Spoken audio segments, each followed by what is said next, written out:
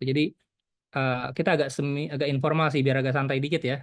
Pagi-pagi sudah kuliah ya, sudah kuliah kampus, sudah kuliah juga di apa namanya di kampus Merdeka ya, di sini di Skillful. Terus juga dan malam ini kita mentoring. Jadi kalau mentoring ini sih sebenarnya kayak ini ya teman-teman ya untuk edition aja, untuk apa namanya additional membantu teman-teman nih kalau misalkan ada pertanyaan, ada kesulitan ya, ada yang belum dipahami seperti itu. Nah, jadi agak cair aja kita. Dan ini juga ya teman-teman ya, mungkin nanti perlu diingat kan di kuliah ini ya, AI dan data science seperti itu dan cyber security ya. Kan ada ini ya, nanti teman-teman udah pada kasih tahu belum bahwa goalnya nanti itu ada bangun kayak capstone project masing-masing seperti itu. Udah dapat informasinya belum atau belum? Udah kayaknya Kak. Udah ada Kak. Nah, udah ya. Jadi gini nanti di sini aku mau sharing ya ke teman-teman biar nanti ada big picture-nya gitu ya. Big picture-nya kan hari Senin kemarin kan udah belajar ya kuliah ya dari mulai dari basic sekali Python. Nanti akan berkembang terus tuh. Setelah Python nanti belajar apa namanya data science ya, machine learning kayak gitu ya, cyber security dan nanti membuat satu project yang akan teman-teman buat ya study case-nya begitu. Nah, tapi kalau nggak tahu big picture-nya kan nggak tahu ya nanti apa sih yang penting untuk diperhatikan di kuliah gitu kan. Kayaknya semua sama gitu. Nah, tapi nanti kalau kita sudah tahu gambaran besarnya, arahnya begini, jadi tahu nih, oh ini saya harus denger nih bagian ini. Kalau nggak nanti saya kesulitan bikinnya. Atau ide saya dulu jangan-jangan terlalu terlalu apa ya, terlalu ideal ya, ideal gitu seperti itu. Cuman kayaknya kalau terlalu ideal seperti itu, jadi susah nih bikinnya kayak gitu ya nanti ya. Jadi bisa-bisa tahu ada sense seperti itu. Jadi saya harus ubah ide secepatnya gitu. Jangan sampai nanti tiba-tiba di hari mendekati hari H ada tugas bingung ya nggak bisa dikerjain gitu karena idenya terlalu apa terlalu gede gitu ya untuk skala kuliah gitu ya skala kuliah gini ya bayangan gini kayak oke idenya mau bikin kayak chat GPT gitu ya nah bayangin aja gitu bikin kayak chat GPT teman-teman ya itu satu perusahaan gede yang dananya miliaran gitu ya yang butuh data sampai katanya berapa tera gitu ya computing engine-nya untuk training itu juga di cloud computing yang mungkin gede sekali gitu ya sedangkan teman-teman latihannya pakai apa trainingnya pakai laptop gitu kan nggak akan jadi tuh training bertahun-tahun nggak selesai gitu. Jadi seperti itu ya nanti ya untuk dapat bayangan ya. Sehingga nanti bisa bisa pilih, oh ide saya nih bagus, tapi kayaknya kalau diterapkan di sini nggak akan selesai. Saya bikinnya nggak selesai gitu ya, karena mungkin datanya saya nggak ketemu yang gede ya, yang cukup yang sesuai, datanya terlalu besar, atau juga komputer saya nggak memadai untuk melatih itu ya, karena kan AI ini kan machine learning ya, deep learning itu compute intensif ya. Jadi, nah kita coba diskusi di sini ya, dapat gambaran gedenya. Jadi ketika teman-teman nanti melewati kuliah ya, kuliah AI ini dari hari pertama sampai hari terakhir, tahu nih hubungannya. Oh, ini nanti larinya ke sini loh, ini larinya ke sini gitu kan. Ini larinya ke sini dan saya harus perhatikan bagian ini gitu kan.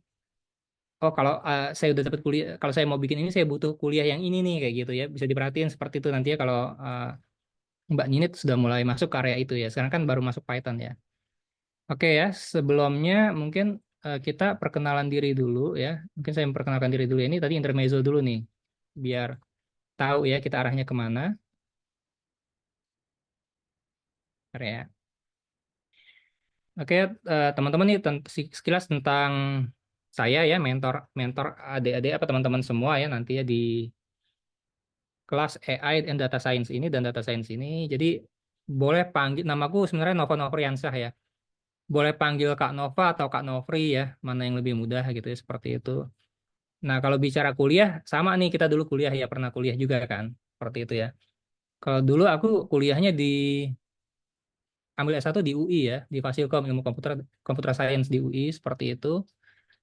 Kemudian sempet masih semangat ya sekolah ya masih masih energi masih banyak kayak teman-teman yang sekarang ya belajar yang rajin ya seperti itu ya energi masih banyak banget ngambil lagi langsung apa habis kerja 2 tahun kuliah lagi di apa MTI UI ya seperti itu MTI UI Teknologi Informasi di UI Salemba masih belum puas kuliah lagi gitu ya lulus kuliah lagi ngambil MMUI gitu ya Magister Manajemen di UI juga di Salemba juga masih ada energi ngambil lagi MBA ya Grenoble dari apa Grenoble Prancis. Nah habis itu mabok tuh kuliah ya kuliah terus kayaknya apa ya, eh, dari S1 ke S2 masih semangat, S2 kayaknya masih kurang gitu ya, ke S2 lagi manajemen. Habis itu manajemen MBA, wah itu tugasnya banyak banget ya, sampai jam 12 malam baru selesai gitu. Kuliah sampai jam 12 malam tuh tugas kelompok segala macam. Akhirnya waduh istirahat dulu deh gitu ya, nggak kuliah dulu deh gitu ya. Udah lumayan capek begitu. Nah, jadi terakhir ngambil di situ ya MBA di Grenoble seperti itu. Dan kalau karir sendiri aku terakhir itu CTO ya, Chief Technology Officer dan Chief Product Officer, sempat di health tech company namanya Sirka gitu. Jadi kalau adik-adik cari apa ya, kalau Halodoc kita pernah dengar ya, Halo dokter kayak gitu. Ini namanya Sirka, agak beda dengan Halodoc. Kalau Sirka itu apa ya, bukan ngobatin orang sakit gitu, kayak mencegah biar nggak sakit. Nah kayak gitu kan idenya beda ya, seperti itu. Terus sempat di e-commerce juga, kalau pernah dengar mataharimall.com dulu ya, yang sekarang jadi Matahari ID. Terus di ilote.com, yang sekarang jadi iSell ID gitu ya, di fintech juga seperti itu, fintech. Nah, jadi sempat di sana, kemudian ngajar juga ya, salah satunya di sini gitu ya, seperti itu. Dan ngajar lain-lain juga di beberapa perusahaan. Nah, kalau AI sendiri ya, nanti aku sarankan juga teman-teman di sini nih setelah ngambil kampus Merdeka ini ya, seperti itu, kuliah, S1 lulus ya, seperti itu. Sarannya sih ambil sertifikasi juga gitu ya. Kalau memang sukanya AI, data science, ini area yang lagi apa ya? Bisa dibilang lagi growing ya, lagi banyak dicari, lagi banyak dibutuhkan dan jarang yang bisa begitu ya. Jadi ada tiga sih sebenarnya yang paling dicari ya sekarang ya. Satu itu machine learning ya, AI ini yang teman-teman lagi pelajari. Jadi beruntung sekali nih bisa belajar ini. Biasanya orang baru belajar ini kalau udah apa? Udah kerja bertahun-tahun gitu ya, baru bisa gitu ya, seperti itu. Ini lagi kuliah sudah mulai belajar. Jadi bagus banget sih. Nggak terlalu apa ya? Nggak terlalu kaget nanti pada saat nanti di industri ya, di dunia kerja. Nah, jadi AI data science ini dimanfaatkan bener ya momen ini belajar gitu ya. Karena kesempatan ini nggak mudah didapetin seperti itu. Orang-orang lain kalau belajar ini di mana ya? Ambil training di luar ya, atau dan sulit gitu ya, bukan ilmu yang eh, gampang dipelajari gitu, sulit karena sulit juga ya orang yang bisa mengajar ini ya, AI machine learning ini. Jadi AI machine learning itu yang pertama ya, dipelajari banget. Data science nih, data science sama AI ya, machine learning. Yang kedua ini cyber security, dipelajari juga kan ya. Nah, sekarang itu saking apa ya, banyaknya ya, internet makin berkembang gitu kan ya. Terus banyak IoT device ya. Semua device itu ada terhubung internet gitu kan. Cloud computing berkembang. Isunya adalah cyber security. Jadi karena apa-apa terkoneksi internet, berarti resiko untuk terjadinya apa istilahnya, kayak penetrasi, hacking gitu ya, kayak gitu makin gede juga. Orang cyber security banyak dicari juga nih. Jadi teman-teman di sini nanti akan belajar cyber security juga ya. Itu bagus banget juga seperti itu ya. Nah, yang ketiga apa nih yang banyak dicari ya? IoT, Internet of Things ya. Sekarang itu kan hampir semua benda itu ada internet ya, terkoneksi ya. Mulai dari apa ya, mobile phone, pintu gitu ya, alarm, apalagi CCTV ke internet. Bahkan sekarang ada TV ke internet ya, apalagi ya, kulkas ya, kayak gitu semuanya, atau mesin-mesin tuh ke internet semua kan, seperti itu ya. Jadi eh, atau istilahnya Internet of Things. Dan Internet of Things itu kan artinya kalau terhubung ke internet, masing-masing device itu kan menghasilkan data kan ya. Data banyak banget. Makanya datanya jadi gede sekali kan. Karena hampir semua benda menghasilkan data yang disebut dengan apa? Big data gitu kan. Big data seperti itu. Dan big data ini kan jadi apa ya? Eh, jadi sesuatu yang mungkin nggak bisa dibilang sih, kayak ya data banyak banget, kalau nggak diolah, nggak diapa-apain, nggak ngasih informasi apa-apa gitu kan, nggak jadi insight gitu buat kita. Padahal data ini banyak. Nah, kalau kita bisa dapat insight dari data itu jadi manfaat kan, jadi informasi, bisa ngambil keputusan, bisa membantu manusia untuk memecahkan masalah gitu. Nah, memecahkan masalah data yang gede tadi ya, menjadi satu insight buat kita semua, buat perusahaan kayak gitu ya. Itu pakai apa sih, ilmu apa? Nah, ilmu data science kan ya, data science gitu. Data science aja tapi kan agak semi manual ya. Ada nggak yang bisa membantu data science agar lebih, ya maksudnya mikirnya itu nggak si data scientist doang, dibantu mesin gitu kan. Makanya ada machine learning gitu kan, AI di sini ya, machine learning, deep learning kayak gitu. Jadi larinya ke sana. Nah, jadi penting banget nih ya ilmu ini untuk di ini ya dipelajari ya. Kalau bisa dikuasai gitu. Nah, tadi apa IoT ya? Yang berikutnya berkembang lagi apa teman-teman? Ada yang tahu nggak? Ada yang punya ide? Kita udah sebutin tadi AI ya. AI machine learning, data science itu satu satuan. Kedua, cyber security. Yang ketiga apa? IoT. Ada yang keempat? Ada yang tahu? Ayo, monggo. Ada yang tahu nggak? Ayo, yang suka ngikutin internet, perkembangan teknologi.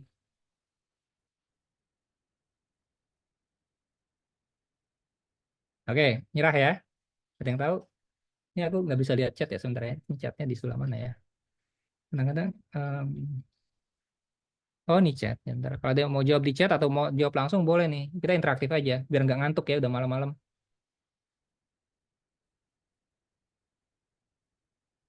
Oke ya. Yang berikutnya apa? Blockchain ya. Blockchain. Ada yang tahu itu? Blockchain?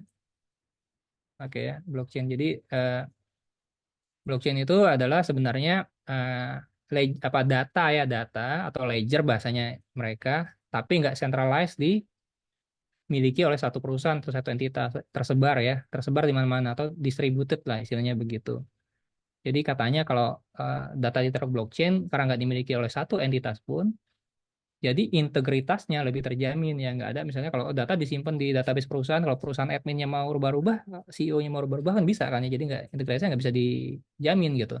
Tapi kalau di blockchain karena nggak dimiliki siapapun bisa terpercaya seperti itu ya. Makanya jadi lahirnya kayak apa mata uang Bitcoin gitu ya sebagainya. Bitcoin, Ethereum dan sebagainya gitu ya. Dan ke depan itu nih teman-teman ya, nih perhatiin juga nih yang penting ya. Blockchain ini berkembangnya ke arah mana? Belajarnya ke Web3. Itu juga ya Web3 ya. Sekarang yang teman-teman pelajari kayak apa ASP.NET, PHP gitu ya, pakai apa lagi Next.js gitu ya atau bikin web lah kayak gitu. Itu kategorinya baru web 2 tuh. Database-nya tercentralized kan ya di web server kayak gitu ya atau di database server di pusat data ya di cloud kayak gitu. Nah, nanti berkembangnya ke arah web 3 itu di mana data itu nggak tercentralized ya tapi tersebar. Nah, itu tren ke depan ya, teman-teman ya. Nah, jadi eh, bagus nih ya teman-teman nanti setelah kuliah ini ya. Kuliah ini insya Allah ya ada sertifikasi juga ya dari sini kan, dari Skillful ini, dari Kampus Merdeka ini. Tapi ya, ambil lagi yang profesional kayak misalnya eh, TensorFlow ya. TensorFlow itu dari Google Machine Learning, Google Machine Learning atau IBM Machine Learning ya. IBM yang dipelajari sekarang juga ada juga Azure Machine Learning gitu ya, seperti itu. Jadi itu menambah apa ya? Pertama menambah ilmu ya. Karena masing-masing vendor tuh punya teknologi masing-masing tuh kayak gitu kan. Dan lebih praktikal biasanya nggak teoretis ya kalau ke yang vendor base karena dia mesti apa ya? Latihan praktis di teknologi spesifik bawaan dari vendor itu kayak gitu. Nah, berikutnya, oh ya, terkait ini masih perkenalan ya. Aku dulu pernah di e-commerce dulu bangun recommender engine ya, personalization. Jadi kalau buka kayak produk gitu ya, katalog nih kayak di Tokopedia gitu kan, kalau orang beli sesuatu kan nanti besoknya atau kapan direkomendasikan produk tertentu ya, itu disebut recommender engine kayak gitu. Jadi kalau kamu beli ini, kamu pasti suka ini gitu ya. Kalau kamu beli ini, baiknya kamu beli ini juga. Nah, kayak gitu-gitu tuh direkomendasiin. Jadi orang, oh iya sebelum bayar kayaknya ini juga perlu nih gitu ya. Dan seperti yang memang dicari, disukai gitu kan. Itu namanya recommender engine. Nah, nanti teman-teman mungkin prakteknya juga bisa jadi ini ya arahnya ya, nanti ya, study case-nya. Atau nanti di pekerjaan realnya juga bisa jadi itu kalau masuknya ke arah AI. Nah, aku dulu juga pernah sempat di fintech ya. Fintech itu biasanya kan macam-macam ya, ada ngasih pinjaman gitu. Kalau ngasih pinjaman kan artinya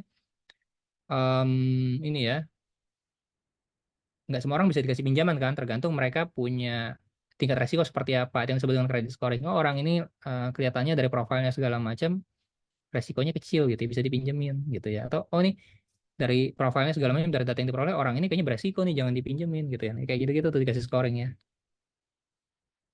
Terus juga computer vision ya kayak gitu. Computer vision dan NLP. NLP itu singkatan dari apa?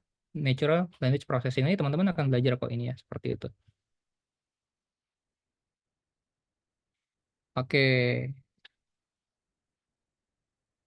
Nih, kalau ada pertanyaan, monggo ya. Jadi nggak perlu ada sesi pertanyaan khusus, langsung aja kalau ada yang mau ditanya silakan. Ya. Nah, ini ya teman-teman ya kan teman-teman nih sebenarnya kalau aku mau sharing ya, goalnya itu kan sebenarnya kuliah gedenya nih yang kita pelajari di sini ya, di Kampus Merdeka di Skillful ini adalah teman-teman nanti bisa membangun aplikasi dengan apa nih? Dengan AI ya. AI atau yang ada bilang machine learning. Nanti tahu bedanya apa deh? AI, machine learning, deep learning gitu ya. Seperti itu.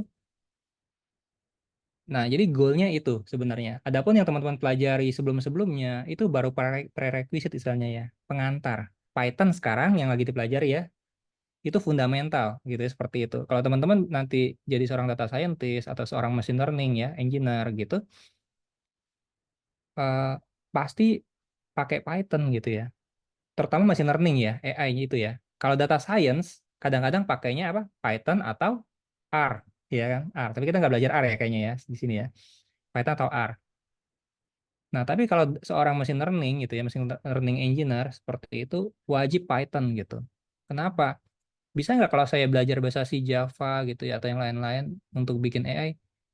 Mungkin bisa. Cuman apa ya?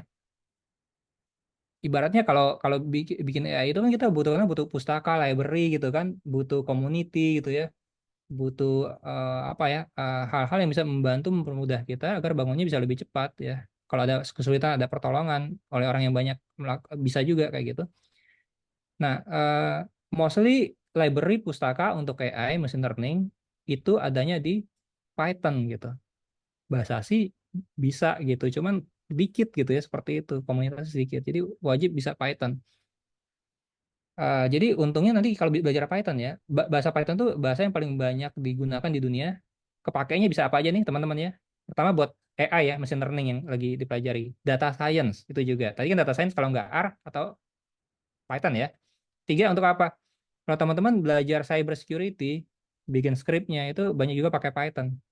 Oh, jadi orang security pun nanti arahnya misalnya karir ke sana itu pakai Python juga. Teman-teman mau bikin apa lagi? Bikin web, ya web kan web itu ya kayak kayak web front end gitu ya.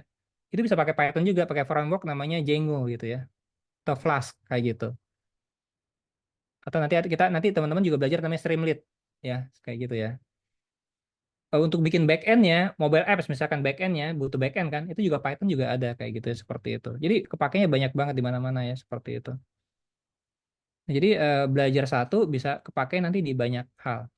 Nah, sehingga kalau eh, teman-teman belajar Python ini untungnya berlipat-lipat gitu ya, seperti itu. Jadi pelajari dengan baik bahasanya sih, dikuasai banget ya. Nah, tapi untuk bisa mulai belajar Python kan kemarin udah belajar ya dari hari pertama kan Python dikasih konsepnya, teorinya. Nah, untuk kan bagusnya kan kalau belajar coding itu gimana sih? Ngoding gitu kan. Dengerin doang sih kurang gitu ya, seperti itu kan. Ngoding ya kan seperti itu. Hands on seperti itu. Jadi kalau kalau mau belajar coding nih biar cepet bisa, caranya ada langsung bikin bikin sesuatu lah kayak gitu. Bikin sesuatu terus dihubungkan. Oh, kalau saya mau bikin ini teori apa yang perlu saya pakai? Oh, teori list, teori tuple gitu ya. Tapi bikinnya mungkin nggak yang susah-susah dulu ya. Kayak bikin bikin aja program apa gitu ya. Oh, ini butuh variabel gimana sih deklarasinya? Oh, ini butuh tipe data apa? Oh, ternyata ini butuh list, tuple atau apa kayak gitu-gitu kan. Terus oh ini butuh perulangan, ini butuh apa kayak gitu ya, kondisional kayak gitu-gitu. Nanti bisa kepake semua tuh ilmu yang dipelajari ya. Jadi nggak belajar berurutan. Sorry, belajar urutan oke ya kayak kemarin ya. Konsep dari apa namanya tentang Python itu apa, kemudian nanti tentang tentang deklarasi variabel gitu ya, tipe data dan segala macam. Nanti masuk ke yang lain-lain, is oke.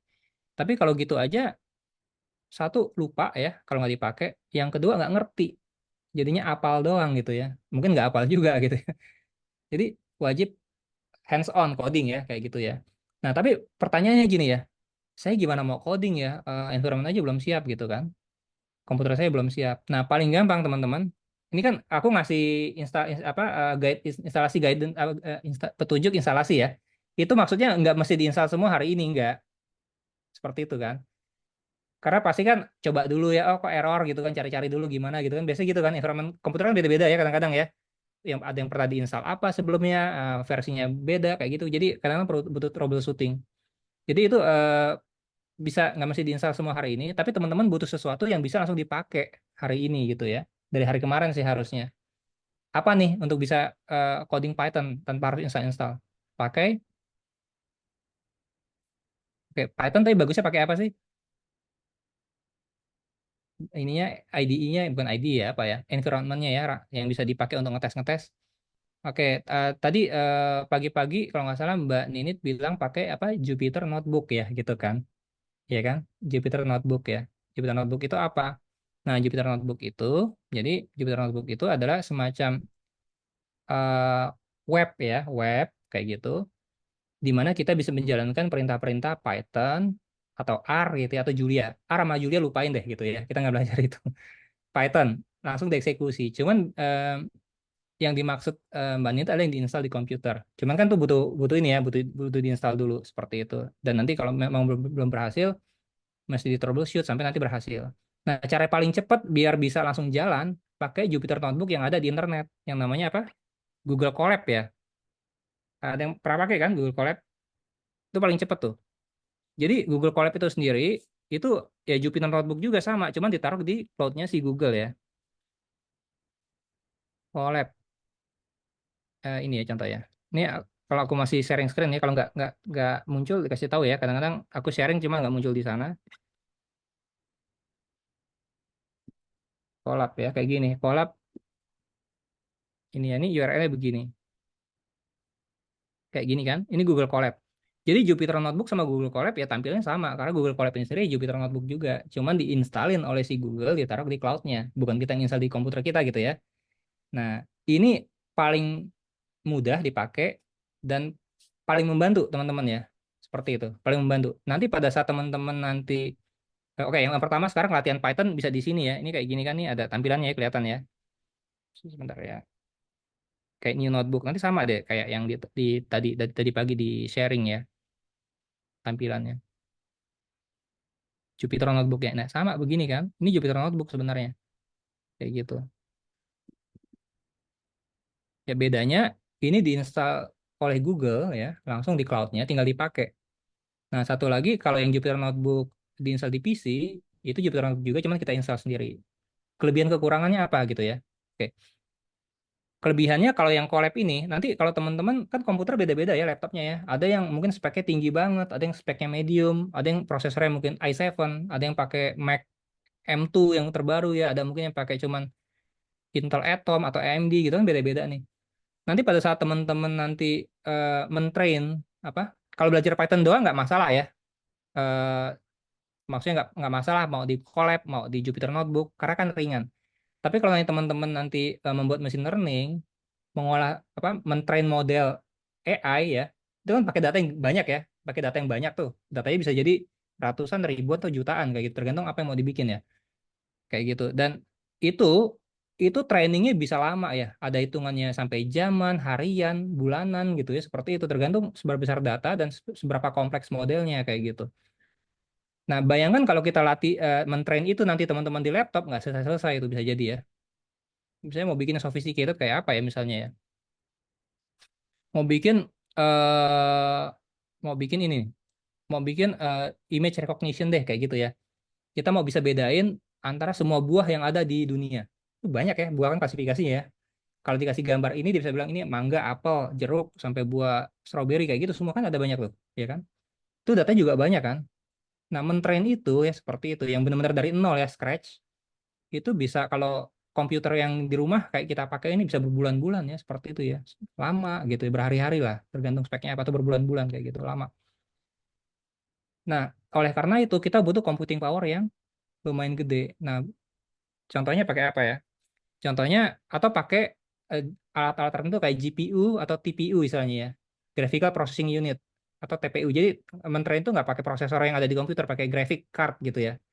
Kan kita nggak punya kayak Nvidia card kan di laptop ya. Kita nggak punya kayak Nvidia gitu, Nvidia CUDA itu nggak punya kan. Nah enak ya kalau di Google Colab ini ya kalau aku sharing ya ini kita bisa ganti runtime-nya pakai punya dia nih tuh CPU, GPU atau TPU gitu ya. Jadi misalnya di CPU butuhnya seminggu, pakai GPU mungkin cuma berapa hari, pakai TPU bisa berapa jam kayak gitu. Enaknya gitu ya. Kalau kalau kita di laptop biasa cuma bisa pakai CPU aja, kita nggak bisa pakai GPU kecuali memang kita pakai PC yang ada apa ya Nvidia graphic card-nya gitu ya, atau laptop yang graphic card Nvidia-nya kayak gitu. Jadi untungnya begini. Jadi kalau ditanya mau nanti teman-teman mau mesin apa melatih model mesin learning, paling mudahnya pakai Google Colab ini gitu ya, pakai ini. Pakai laptop boleh, tapi lama selesainya gitu ya, lama. Dia nggak cuman enter langsung selesai gitu, nggak. Dia lama gitu ya, latihan training gitu ya, seperti itu. Nah, jadi ini yang wajib ya, Google Colab.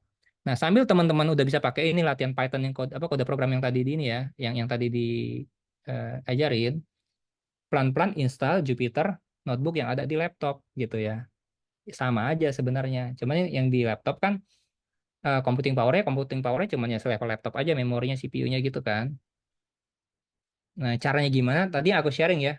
Aku sharing di ini nih di guidelines-nya gitu. Nanti nggak apa-apa, nggak, aku nggak ngarepin semua instalasi sekarang gitu ya, seperti itu. Tapi sudah mulai dicoba gitu ya. Kalau ada masalah bisa ditanyain gitu ya, seperti itu. Sampai nanti akhirnya di komputernya punya tuh, ya seperti itu ya. Kenapa perlu punya Jupyter Notebook di laptop? Biar tahu gitu ya. Kita kan mau coding sebagai developer juga pengen tahu infrastruktur apa sih yang dibutuhin gitu kan nanti ya. Terus cara nginstalnya gimana, terus biar bisa punya di laptop, kalau misalnya saya nggak ada internet, bisa langsung ini juga gitu ya, seperti itu. Tapi di Colab juga udah bisa, seperti itu ya. Ya. Nah, jadi ini ya, Colab wajib ya, pakai itu, kalau masih belum punya. Jadi nggak berarti, oh saya nggak ada Jupyter Notebook, saya nggak bisa latihan nih. Nggak, pakai Colab aja bisa. Yang diajarin dari pagi tadi sampai besok nanti ya, itu semua bisa di Colab.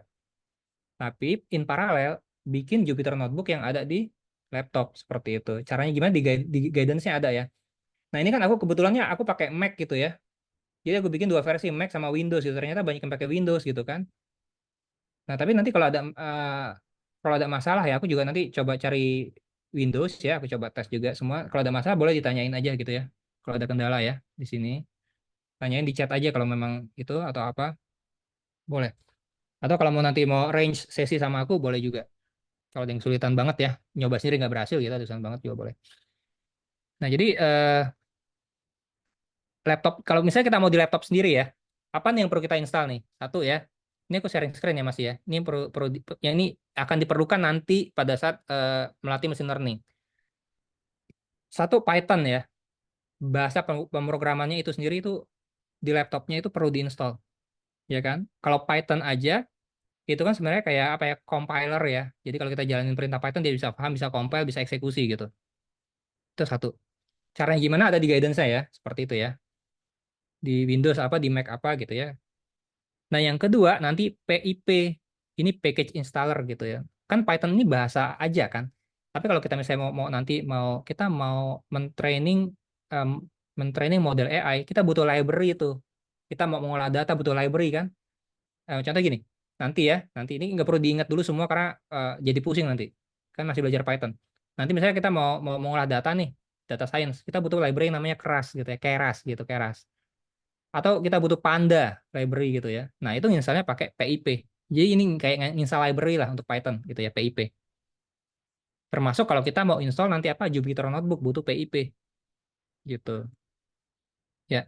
Nah, Python ini sendiri sebenarnya major versionnya ada dua nih, versi 2 koma sama 3 koma. Itu beda tuh. Ya. Yang 3 koma nggak jalan di 2 koma nggak jalan 3 koma. Kalau yang belakangnya koma sekian-sekian tuh yang terbaru aja, pilih yang terbaru kayak gitu. Tapi kita pakai yang 3 koma ya, gitu ya. Nah, jadi PIP ini package installernya ya.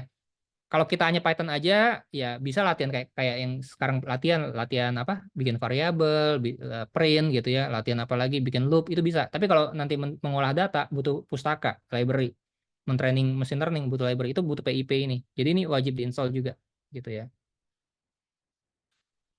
Nah, yang ketiga, ini editor ya. Editor. Kalau coding kan pakai apa nih? Kalau pakai Notepad gitu kan kacau ya. Gimana? Mabok kali ya. Ini errornya apa gitu nggak ketahuan kan? Kita butuh apa visual kan yang membantu coding ya. Mungkin udah pakai juga mungkin ya kalau yang di backgroundnya IT. Mostly VS Code ya atau PyCharm. PyCharm kan bayar kan. Nah, VS Code gratis gitu. Nanti di VS Code ini mesti diinstal ya. Petunjuknya ada di guidelines juga gitu ya. Tinggal diinstal, nanti bisa debugging di situ. Debugging udah tahu kan? Kalau ada error bisa tahu. kita trace satu-satu nanti, oh errornya di sini. Kok hasilnya nggak begini, kenapa sih masalahnya gitu kan? Kita nebak-nebak gitu kan. Tapi kalau dengan VS Code nanti bisa di-debug gitu ya. Oh masalahnya di sini gitu ya, bisa ketahuan. Ya. Nah berikutnya nanti ini VS Code ya. Ini kalau ada pertanyaan monggo ya nggak apa-apa ya. Ini kita cair aja kok, nggak terlalu tegang ya. Udah malam juga sih. Berikutnya Streamlit nih. Nah kan kemarin sudah masuk ke ProDev kan, trainingnya ya. Bikin visual bagus-bagus tuh aku lihat ya. Grafiknya bagus-bagus. Tapi Python kan text based gitu kan. Kayak yang baru dipelajari sekarang teks tulisan gimana jadinya satu grafik kayak gitu kan. Nah, grafik itu kan kayak GUI yang itu ya. GUI itu kan bisa bentuknya nanti jadi berupa web atau app kan yang kemarin tuh dibikin ya. Nah, kalau yang webnya frameworknya banyak. Ada yang pakai Django gitu ya. Nggak belajar kita nggak belajar itu. Nah, salah satunya Streamlit nih. Bisa bikin web application pakai Streamlit ini. Jadi nanti kalau nanti ternyata nanti ya, nanti kalau nggak salah aku tanya Mbak Ninit itu belajar Streamlit juga. Nanti mau bikin web dengan Python pakai Streamlit ya. Karena mungkin nanti pada saat bikin AI kan mau ada tampilan gitu kan. Nah itu Streamlit ini diinstal ya. Ini perlu juga. Meskipun nggak sekarang, tapi udah tahu itu akan dipakai gitu. Guidance-nya ada di ini juga di docs-nya ya. Nah ini nih virtual env ya. Ini butuh nggak butuh sih ya yang virtual env ini ya. Atau venv. Ada yang bisa virtual env atau ada dua jenis. venv ya. VENV. Nah ini untuk apa nih? Nah gini. Tadi kan gini ya. Python itu kan versinya macam-macam ya. Python ya. Ada yang versi 2, ada yang versi 3. Nah, kadang-kadang ada kode yang jalan di versi 2, ada yang jalan di versi 3. Itu baru yang major version. Ada lagi nanti ada kode yang hanya jalan di versi 3, sekian, nggak jalan di versi sekian gitu. Ada lagi kode program lagi nanti pakai kode program pakai kode program orang atau apa bikin kode program yang jalannya yang satu butuh TensorFlow, yang satu butuh TensorFlow, yang satu butuh Keras, versinya beda-beda juga gitu kan. Jadi nggak berarti semua kode Python itu jalan di environment yang sama gitu. Itu masalahnya ya. Kita bayangin, nanti kalau teman-teman pakai bisa download kode orang, kok nggak jalan sih di environment ini? Dia ada sebutin tuh, butuhnya prerequisite-nya apa ya. Python-nya versi sekian, kerasnya versi sekian, TensorFlow versi sekian, gitu-gitu disebutin tuh. Sedangkan kita beda gitu kan, punya kita instalasi kita kan. Masa kita ganti semua kan? Enggak. Nah, virtual environment ini, jadi kita bikin environment terisolasi ya. Jadi kita bisa bikin 3, 4, 5 gitu yang masing-masing punya versi Python-nya beda. Versi library-nya beda-beda gitu ya. Jadi gunanya gitu. Jadi kalau nanti teman-teman bikin Python dengan versi 2, misalkan bikin venv yang Python isinya ya versi 2. Kalau nanti butuh apa lagi, ada bikin kode program lagi ya pakai Python juga, ternyata dia men-sharekan versi 3 gitu ya. Bikin venv lagi yang versi 3, yang versi 2-nya jangan di uninstall terus ganti gitu enggak. Bikin venv lagi ya, yang versi 3 dengan semua library yang dibutuhin. Itu gunanya ya. Kalau enggak nanti kita jadi ini nih kayak apa ya, kayak kok nggak jalan ya udah uninstall lagi deh, install ulang yang baru. Terus ternyata ada kode yang lain lagi butuh versi beda dan install lagi install lagi yang versi lain gitu kan. Jadi malah nggak jalan semua gitu ya, ganti-ganti terus ininya. Nah, jadi pakai virtual env ya. Cara settingnya gimana? Itu ada di guidance-nya ya. Dicoba aja gitu. Jadi latihan tuh itu penting nih yang ini ya. Karena nanti teman-teman akan hadapin tuh. Oh, ini ada kode program nih bagus, mau coba ah. Pas di test environment versinya beda yang dipakai gitu ya. Masa kita mau ganti semua instalasi Python-nya ya? Nanti kode saya yang sebelumnya nggak jalan dong. Ya, itu gunanya VNV ini ya, virtual environment. Oke, jadi ini penting, penting banget ya. Python, pip, VNV ini penting banget. VS Code ya kalau mau codingnya mudah ya pakai pakai IDE ya, salah satunya VS Code atau PyCharm gitu ya. Yang ini gratis ya, seperti itu. Bisa bantu debugging. Streamlit ini untuk bikin web nanti, belum sekarang ya. Kalau mau di install sekalian nggak apa-apa. Nah, Git ya. Git ini source repository ya, source code. Jadi kalau kita bikin source code kan kita nyimpennya di mana? Di lokal PC kan, ya kan? Tapi kan itu nggak profesional kan. Kalau PC-nya hilang gitu ya, hilang semua kode kita. Terus kalau nanti ada versinya berganti-ganti gitu ya, kita versi sekarang kita deploy ke server, kita coding lagi yang lain gitu ya. Mau deploy lagi kan versi ganti-ganti ya. Nah, belum lagi kalau kita kerjanya nggak sendirian, kita kerja sama tim gitu kan. Cara cara sharing kodenya gimana nih ke teman yang lain? Masa pakai Dropbox gitu ya, pakai Google Drive itu bisa juga sih, cuma nggak didesain untuk itu kan. Jadi nanti versioningnya bermasalah gitu ya. Jadi kita butuh namanya Git ya. Git ini jadi pusat atau apa ya? Repository ya, tempat penyimpanan terpusat di mana kita bisa menyimpan kode program kita. Bahasanya sederhananya gitu ya. Jadi nanti kalau kita kerja sama tim ini 5 orang nih kan, oh masing-masing semua coding deh gitu kan. Sekarang biar nggak saling tumpang tindih kode program kita gimana? Kalau nggak nanti saya bikin, saya komit gitu ya, tiba-tiba yang lain timpa juga, hilang dong codingan saya gitu kan. Nah itu jadi masalah tuh. Atau ya maksudnya biar kodenya nggak saling timpa, saling tumpang tindih, dan bisa kalau ada perubahan di sana kita bisa tahu, begitu ya. Itu pakainya Git. Tapi ini mesti belajar lagi nanti Gitnya ya. Udah belajar Git kan atau belum? Ada yang belum nggak? Atau ada yang atau gimana ya? Yang udah siapa? Pernah belajar Git?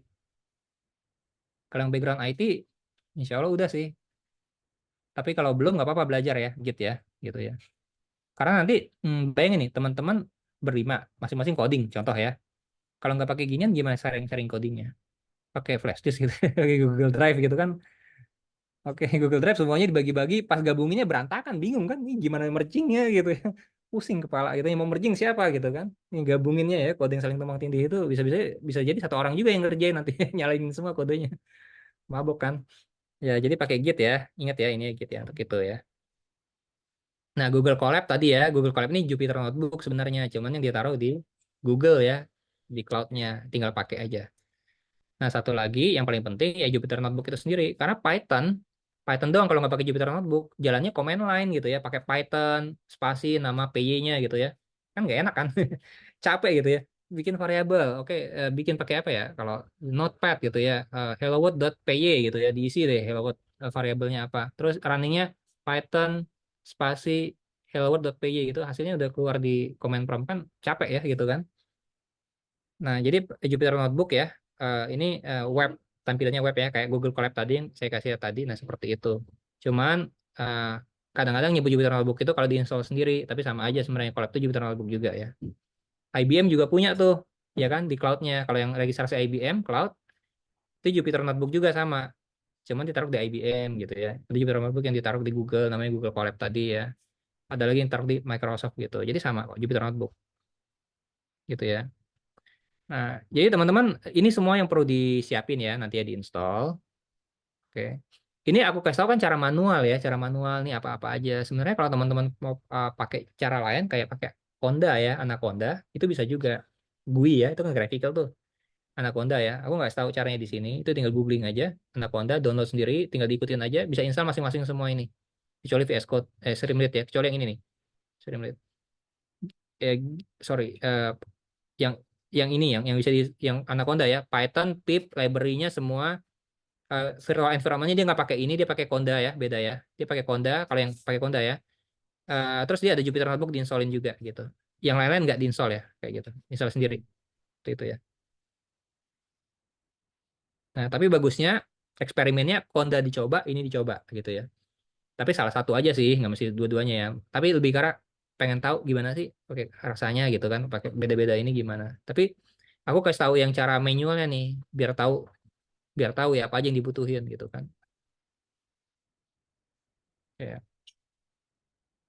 Nah, nanti kan nanti ya kalau kita sudah punya ini semua nih, Python udah ada, pip udah ada, dengan pip kita bisa install Jupyter Notebook gitu ya, sehingga bisa jalan tuh GUI-nya ya.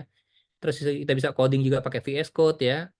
Seperti itu ya. Jadi VS Code sama Jupyter Notebook sebenarnya GUI juga. Cuma VS Code kan apa ya? Kalau kalau Jupyter Notebook kan baris per baris bisa langsung dieksekusi. Kalau VS Code harus semua di apa ya dijalanin di running gitu kan sekalian. Nah, kemudian udah punya semua ini gitu ya. Nah, nanti sambil berjalan, sekarang kan masih belajar Python nih, belum butuh. Tapi nanti untuk belajar machine learning, kita butuh install library yang dibutuhin ya. Pakai apa? Pakai pip ini. Ya, pakai pip. Library-nya apa aja? Nah, ini semua gitu ya. Nah, ini mungkin kalau awal-awal mabok juga ngeliat ini nama-namanya aneh-aneh gitu ya. Nah, ini arsip aja ya. Nanti aku sharing ininya, slide-nya. Ya, jadi ini semua yang dibutuhin ya, teman-teman gitu ya. Contoh nanti belajar, nanti akan diajarin kok Mbak Nitya Numpi ya, untuk mengolah apa sih? Untuk mengolah angka-angka gitu ya. Seperti itu. Jadi, em, nanti kan kalau belajar machine learning ada ini kan, mengolah data yang besar gitu kan. Data-data itu nanti perlu dipresentasikan sebagai angka, sebagai apa? Sebagai array gitu ya, atau sebagai tuple biasanya sebagai tuple. Kalau nanti belajar TensorFlow sebagai tensor, jangan bingung ya. Kita belum masuk ke sana, masih jauh banget. Ya, jadi butuh library kayak NumPy untuk mengolah angka gitu ya, seperti itu. Pandas untuk mengolah data gitu ya, seperti itu. Matplotlib untuk graphicsnya, Seaborn untuk graphics, bikin grafik-grafik kayak apa, grafik batang gitu ya, Py atau apa kayak gitu. Scikit-learn ini machine learning engine ya, kayak gitu, yang mudah dipakai, seperti mudah dipakai ya. TensorFlow biasanya untuk bikin deep learning nanti ya. Ini nggak perlu dihafalin ya, nggak perlu dihafalin ya. Aku nggak expect teman-teman hafalin, tapi denger dulu aja, jadi nggak asing lagi kalau ada seperti ini. TensorFlow itu bangun deep learning ya. Deep learning itu apa? Neural network machine learning kayak gitu ya. Jadi kayak kita bikin kayak struktur saraf tiruan lah kayak gitu. Nanti itu akan belajar juga. PyTorch ya. PyTorch-nya kayak sama kayak TensorFlow tapi beda yang bikin ya. PyTorch yang bikin Facebook, TensorFlow yang bikin Google kayak gitu. Keras ya ini apa namanya untuk bikin ini sama kayak scikit-learn ya untuk bikin machine learning sih seperti itu ya. Dan macam-macam nih XGBoost, GBM gitu ya. Ini kayak machine learning model yang siap pakai ya untuk ini ya. Nah, nanti nih iya sekarang nggak perlu apal ya. Tapi nanti pada saat teman-teman bikin project ya, project AI, ini akan kepake, dijamin akan kepake gitu ya. Kalau nggak import salah satu di sini nggak import NumPy ya nggak bisa bikin training machine learning gitu kan seperti itu. Atau Pandas gitu ya. Jadi susah bisa nggak pakai Pandas cuma jadi ribet aja gitu kan. Nggak pakai TensorFlow. Nah, gimana bikin deep learning ya pakai apa gitu kan. Jadi nanti akan kepake semua nih gitu ya. Jadi kalau nanti teman-teman sampai di tahap itu bisa buka referensi ini gitu ya. Apa yang mesti diimport. Nah, kalau di Google Docs-nya kan aku sharing ya, cara ngimportnya gimana kan? Pakai PIP kan?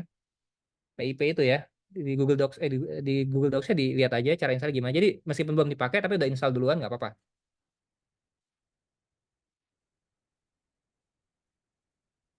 gitu ya. Nah, oke. Nah, sekarang gini nih. Nanti kan teman-teman kalau nggak salah di Prodev udah sempat di ini ya bahas soal ide ya masing-masing. Betul nggak? Udah sempat bahas soal idenya masing-masing belum? Atau nggak Iya, mesti itu sih? Udah ya? Iya, udah Kak. udah Udah Kak. ya. Nah, jadi gini, nanti aku mau sharing ya tentang biar ide teman-teman tuh lebih visible. Jadi bu- bisa kebayang nanti, oh ini saya bisa bikinnya gitu ya. Ada confidence bisa bikin itu. Nah, tapi aku mau dengar dulu idenya apa gitu ya. Nanti kita bisa diskusi kayak gitu kan. Nanti idenya bisa jadi makin tajam tuh. Oh kayaknya kalau ini perfect, tapi kayaknya nggak akan bisa selesai gitu.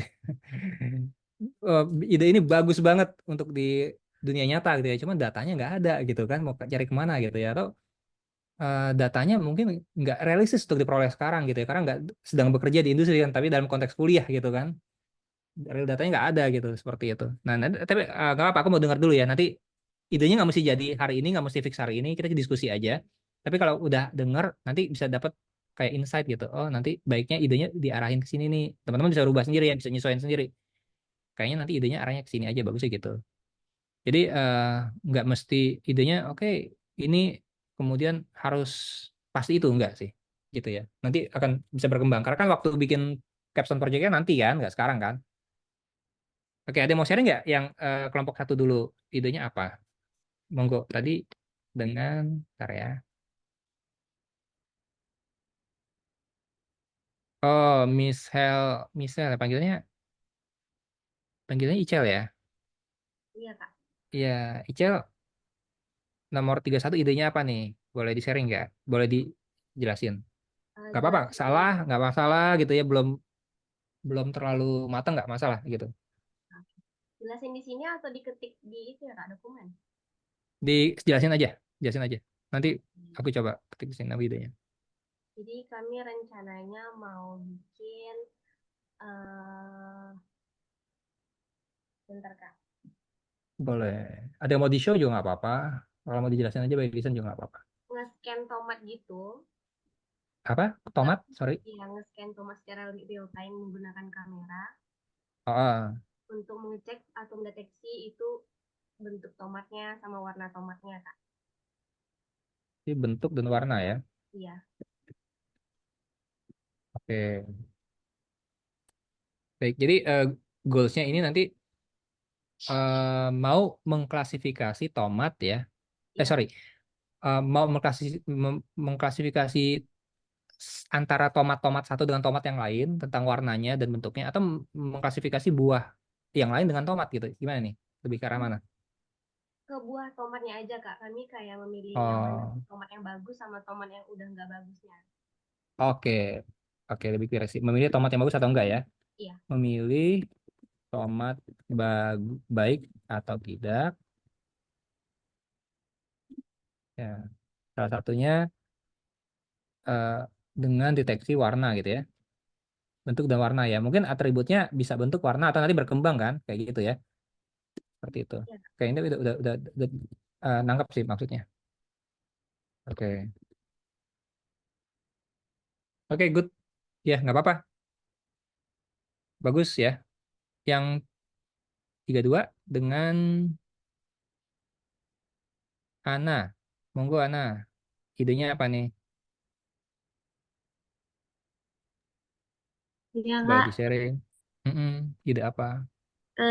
Idenya itu kami buat deteksi dan klasifikasi cacat cacat pada kemasan kaleng Kak. Oh, oke. Deteksi.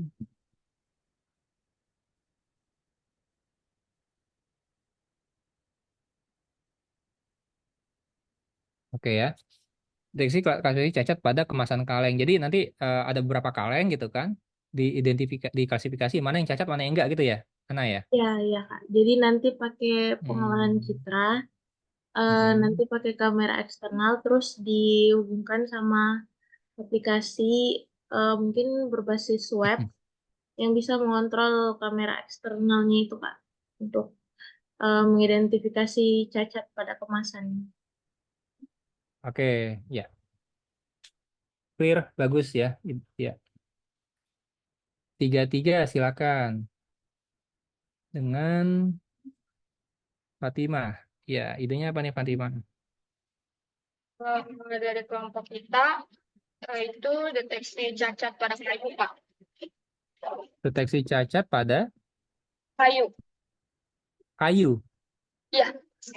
Oke, klasifikasinya gimana nih? Kayu ini cacat, kayu ini nggak cacat, atau gimana maksudnya? Klasifikasinya. Ya, kalau kayu kan kayak dari bentuknya, misalkan ada yang kalau kena apa sih, kena rayap gitu. Nah, mungkin itu Hmm. bisa dilihat dari situ sih, Kak. Kalau Oke, untuk sekarang baru sampai situ. oke. Jadi indikasinya jadi cacat, tidak cacat, atau jadi apa aja klasifikasinya kira-kira? Cacat sama layak pakai atau enggak sih, Kak? Oke, cacat atau layak pakai gitu ya, Iya. kayu ya. Oke, iya iya. Oke, nggak apa-apa ya. Bagus ya. Nanti aku catat dulu ya, seperti itu. Nanti bisa berkembang kok idenya. Ini aku lagi kolek dulu aja. Oke, thank you Fatimah. 34 ya. 34 itu Gaida. Silakan Gaida. Idenya apa?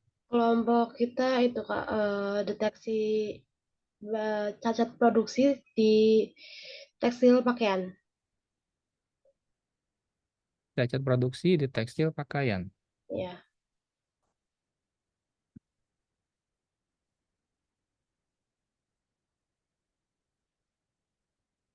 Tekstil pakaian. Jadi ini nanti yang diseleksi itu bahannya ya, raw materialnya kan, kayak enggak, bahannya ya. barang jadinya Kak, yang udah diproduksi kan nanti kadang Mm-mm. ada barang reject apa defect gitu. Nah itu nanti dipakein citra. Oke, jadi klasifikasinya jadi antara apa dan Eh, apa? Berarti cacat atau itu reject barang defect. Oh, cacat atau reject sama. Ya, Cacat atau reject dengan baik gitu ya. ya. Oke ya, iya iya. Tekstil baik. Nah, next 35. Monggo. Ini dengan tadi Dimas, Kak. Dimas. Iya, silakan Dimas. Kalau kelompok 35 tuh idenya sistem pemantauan pada mesin packaging. Jadi kalau AI-nya tuh nanti dia mendeteksi kerusakan secara dini sama klasifikasinya tuh kondisi mesinnya, Kak. Berdasarkan data misalnya dari sensor atau data Mm-mm. historis. Klasifikasinya tuh jadi normal sama perlu perbaikan. Oke. Oke, good. Ya, nggak apa-apa. Ini idenya ya. Tapi nanti bisa bisa ini kok, bisa makin lebih bayang.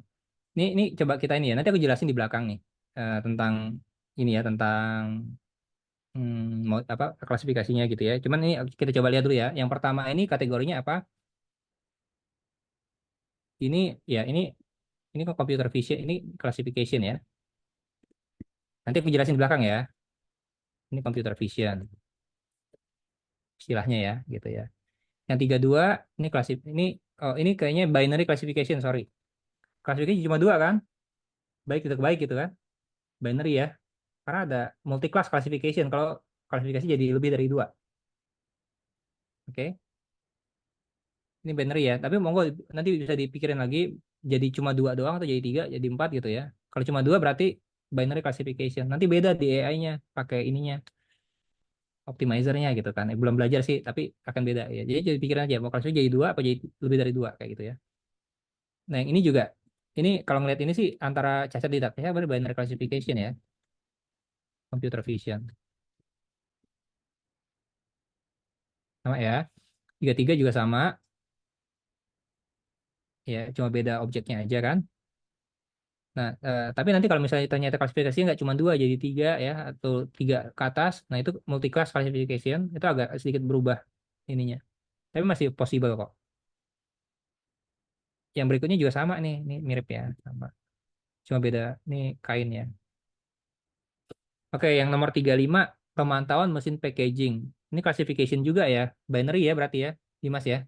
Cuma dua ya klasifikasinya. Iya, Kak.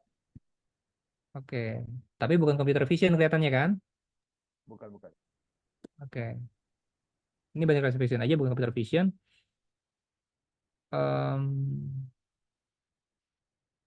Oke, jadi datanya udah berubah nanti. Kalau Dimas nanti masih kolek ini Dimas. Kalau yang 31, saya ulang ya. Kalau yang 31 nanti pro collect ya data ya. Data itu tentang tomat ya, banyak tomat gitu ya. Terus bikin tuh real tomat yang baik, yang nggak baik gitu kan. Nanti datanya berapa banyak, nanti belajar nanti ya berapa banyak gitu ya. Karena data itu mesti bikin kayak data yang buat di training ya kelompok pertama. Kedua data yang untuk di data untuk validasi kelompok kedua. Data yang ketiga data untuk testing gitu. Jadi tiga kelompok nih, ya kan? Untuk training, untuk validasi sama untuk testing. Masing-masing eh, kelompok ini harus ada dua kategori. Tomat baik, tomat nggak baik. Ya, kayak gitu ya.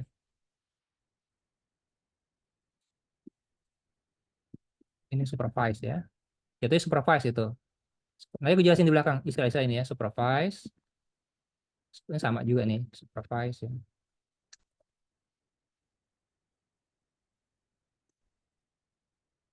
Ini juga supervise. Ini kelihatannya normal nggak perbaikan. Ini bisa supervise, bisa supervise ya. Seperti itu ya. Nah, yang 32 juga sama ya. Cari tiga kelompok data ya. Untuk training, untuk validation, sama untuk testing. Yang banyak itu yang training. Validation sama testing nggak begitu banyak ya. Kayak begini, kalau ada 100% ya, bisa jadi gini, 80% itu untuk training, 10% buat validation, 10% buat testing. Jadi 80, 10, 10 gitu ya. Perbandingan kayak gitu, cukup kayak gitu. Makin banyak data makin bagus. Karena berapa jumlah data yang dibutuhin tergantung. Tergantung nanti pada saat training akuratnya ketemu nggak gitu kan.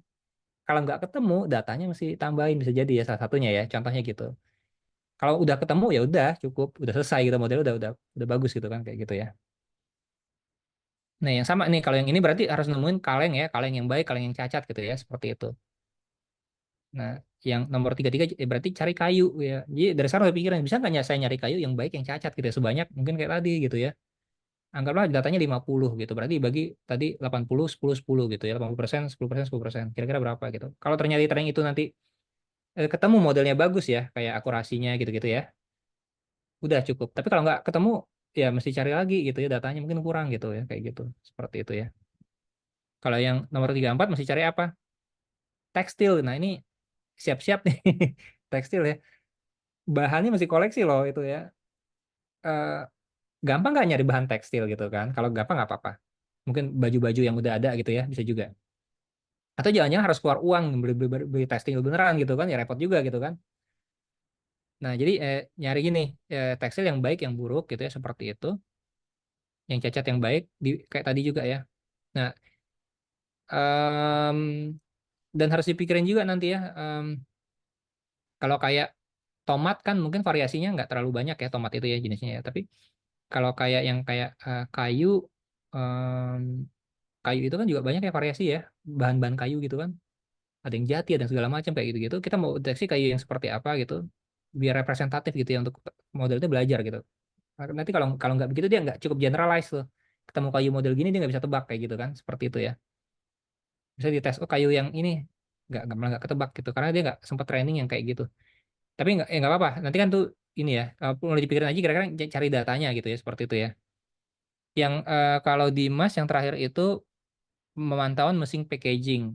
Nah, normal tuh. Nah, kalau ini Dimas, yang ini berarti Dimas harus temuin data yang terkait mesin itu ya. Mesin packaging, mesin mesin apa nih maksudnya Dimas? Packaging apa ya?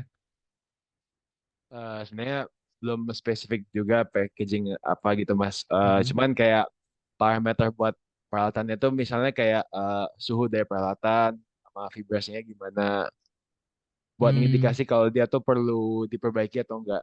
Jadi kayak prediktif gitu. oke.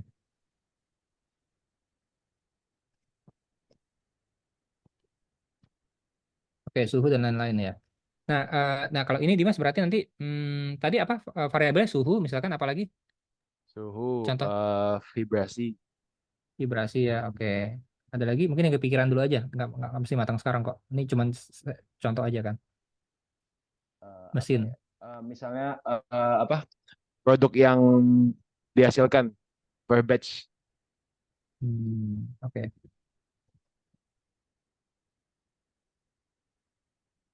Nah, artinya nanti kan Dimas, kalau di real world gitu kan, di dunia nyata, mungkin mesin ini kan bisa dipasangin kayak IoT device gitu kan, ngirim data ya, yang akan ada sensor suhu, sensor vibrasi, sama mungkin outputnya bisa dimonitor gitu kan, dapat angka-angka ya, kayak gitu.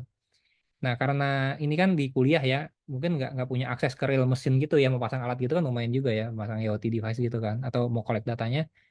Nah, jadi berangkatnya Dimas harus ketemu data ini, apakah data ini mungkin ada di internet gitu ya, nggak mesti langsung dari mesin asli ya, dari internet. Kalau ada bisa tuh, tapi kalau ternyata nggak ketemu Dimas, em, akan susah juga gitu ya nanti ya kan karena AI ini kan konsepnya kan training kan, mentraining dengan data. Jadi datanya ini harus kita pikirkan bisa nggak saya peroleh datanya gitu. Untuk ini ya, data ini nggak mesti ngambil dari real mesin gitu ya. Jadi tapi kalau punya akses sana ya nggak apa-apa. Misalkan oh saya punya keluarga yang kerja di perusahaan dia punya data gitu, sharing ke Dimas, good gitu ya. Itu real data. Nah, yang jangan tuh datanya tuh apa di create sendiri ya, kayak di create sendiri pakai Excel ya diisi-isi gitu. Datanya bias kalau gitu, datanya bias ya. Nanti kita nggak tahu kan realnya kayak gimana, kita cuma ngisi sendiri. Nanti trainingnya malah nggak dapet gitu. Seperti itu modelnya nggak bisa ditrain karena datanya juga data yang mungkin nggak akurat gitu ya atau bias juga kayak gitu-gitu sih. Kak, kalau misalnya Mm-mm. apa datanya nggak nemu, boleh ganti peralatannya nggak? Cuman kayak idenya itu sama, Boleh. Ya. beda Yang penting peralatan. yang penting Dimas kepikiran gini. Oh, kalau saya ide ini saya tahu ngambil datanya di mana gitu. Ya kan? Dapat datanya di mana saya tahu. Ya kan kalau begitu oke. Tapi kalau enggak sebaiknya dipikirin ide lain gitu ya. Karena akan mentok di situ pasti nanti. Oke Kak, kasih ya. Nah, oke. Ya, oke ya. Nah, ini aku jelasin sekarang nih. Ini kita masih ada waktu. Kita sampai mau jam berapa? Jam 9 ya? 2 jam ya? Nggak masalah kan? Oke. Itu udah ngantuk. Gak apa-apa Kak, jam 10 juga nggak Udah apa-apa. ngantuk. Oke Nggak ya. apa-apa. Ini apa ya? Gak apa Kak. Nah, aku mau jelasin ini sekarang nih. Biar dapat gambaran ya. Kan sebenarnya belum masuk ke sini ya. Belum masuk ke machine learning kan. Masih belajar Python. Tapi akan ada baiknya kalau kita tahu arah kita mau kemana kan. Jadi kita tahu, oh belajar Python ini arahnya ke sini loh. Pas diajarin di tengah-tengah, oh saya akan pakai ini, saya butuh ini gitu kan. Nah, ini ya. Ini kalau AI kan tuh teman-teman nanti sebenarnya yang dipelajari AI itu kan jadi apa istilah umum kan. AI itu kan artificial intelligence maksudnya adalah bagaimana kita bisa membuat komputer atau program itu bisa cerdas gitu ya seperti manusia. Tapi AI itu nggak selalu belajar sendiri, ya kan? Dia kalau kita coding bisa pintar gitu ya, seperti kecerdasan manusia, itu juga AI juga gitu. Tapi itu ya kan AI juga itu, tapi di coding, explicitly dikasih tahu ya pakai if else kayak gitu ya. Itu juga AI juga. Nah, yang teman-teman pelajari itu bukan AI yang itu nanti, tapi yang machine learning gitu kan. Mesinnya itu nggak kita coding, dia harus pada saat dia apa ngambil kesimpulan kita bikin if dan else banyak-banyak gitu enggak kan. Tapi kita kasih data, dia belajar sendiri gitu kan. Itu machine learning, dia bisa belajar sendiri untuk dapat nanti kecerdasan gitu ya. Apakah tadi klasifikasi, prediksi atau apapun gitu. Nah, machine learning, nah diturunkan lagi jadi deep learning gitu kan. Deep learning itu apa? Deep learning itu sama machine learning, bedanya kalau deep learning itu beda jumlah layernya aja, ya kan? Deep learning itu belum masuk ya, nanti jangan bingung ya. Jadi layernya itu gini, deep learning itu kayak neural network ya, kayak otak manusia kan, terdiri dari neuron-neuron gitu kan. Nah itu berlapis-lapis tuh, nggak cuma dua lapis. Dari input sampai output tuh ada berlapis-lapis, sehingga mencontek cara kerja otak manusia yang terdiri dari neuron yang banyak dan berlapis-lapis disebut deep gitu ya. Kalau cuma dua lapis itu machine learning biasa gitu ya. Deep learning itu karena layernya banyak, node-nya banyak, dia bisa lebih akurat dan bisa apa ya, mensolusikan sesuatu yang mungkin machine learning biasa nggak bisa kayak gitu ya. Nah, teman-teman nanti belajarnya deep learning sampai situ ya. Jadi Python sekarang baru berangkat ya nanti ya. Nanti mungkin pengolahan data dulu, data science dan sebagainya. Mungkin nanti masuk machine learning ya, nanti masuk deep learning gitu. Nah, kalau bicara deep learning nanti yang dipelajari itu ini yang tadi ya, TensorFlow dan PyTorch ya. Ini nih package utamanya gitu ya. Tapi mau pakai ini pun nanti ini akan merefer ke keras, ini akan merefer ke Panda gitu-gitu sih, ke NumPy juga gitu ya. Jadi key-nya di sini. Nah, bedanya nanti teman-teman PyTorch sama TensorFlow pilihan aja. Nggak mesti dua-duanya ya. PyTorch-nya bikin Facebook ya. Dia dipakai di riset biasanya banyak. Kalau TensorFlow banyak dipakai di industri, di dunia kerja. Nah, nanti TensorFlow deh bagusnya fokusnya gitu ya. Nah, jadi back tadi ya. Jadi AI itu secara paradigma dibagi jadi dua gitu ya. Machine learning ya. Machine learning dibagi jadi dua. Satu itu yang di tiga nih. Bagi tiga nih. Satu supervised, satu unsupervised, satu reinforcement learning kayak gitu ya. Supervised itu maksudnya apa? Supervised itu maksudnya kan tadi mau bikin apa sih kayak komputer ya atau kode atau model ya istilahnya dia itu model yang bisa mengklasifikasi tadi ya antara cacat nggak cacat gitu ya di dokumen sebelumnya ya antara buah baik dan nggak baik gitu kan kita nggak kasih tahu kan buah yang warnanya merah atau gini bentuknya ukuran begini itu baik nggak gitu kan kita nggak coding begitu kan kita cuma kasih sekumpulan data gitu ke mereka ini buah yang baik tolong pelajari ini buah yang nggak baik tolong pelajari nanti dia ambil kesimpulan sendiri pada saat kita kasih buah lain yang nggak di training dia tahu oh ini baik nggak baik kayak gitu nah itu supervise artinya jadi kita kita kasih tahu buah yang ini baik, yang ini enggak. Kita kasih gambar buah tomat yang baik gitu ya. Kita kasih datanya ini baik loh, karena ini enggak cacat. Kita kasih tahu dia ini baik. Kita ambil lagi buah yang busuk. Kita kasih label datanya ini busuk gitu ya. Terus banyak tuh sekian banyak buah, terus dia latihan dari situ. Dia nanti akhirnya bisa generalisasi, oh buah ini busuk atau baik atau gimana gitu ya seperti itu. Itu supervise. Jadi kalau kita kasih tahu ya latihannya, mereka training kasih tahu ini baik atau enggak gitu ya. Itu maksudnya supervise ya. Kalau yang unsupervised, dia nggak dilatih seperti itu. Kita cuma kasih data aja gitu ya. Terus dia nanti akan bikin klaster sendiri, dia kelompokin gitu ya, menjadi beberapa kategori. Ya, kalau supervised begitu, unsupervised begitu ya. Kita nggak kasih tahu. Kalau tadi kan mesti kasih tahu nih waktu trainingnya. Ini buah tomat yang baik, saya tandain baik. Kamu pelajari yang baik seperti ini. Ini buah yang busuk, saya kasih tanda busuk gitu ya. Kamu pelajari gitu ya. Terus saya kasih banyak data sehingga dia bisa nanti belajar gitu ya. Kalau unsupervised enggak, saya kasih tomat busuk, saya gabungin semuanya, terus dia bikin cluster sendiri, seperti itu kan. Nah, tapi pertanyaannya, ini bukan masalah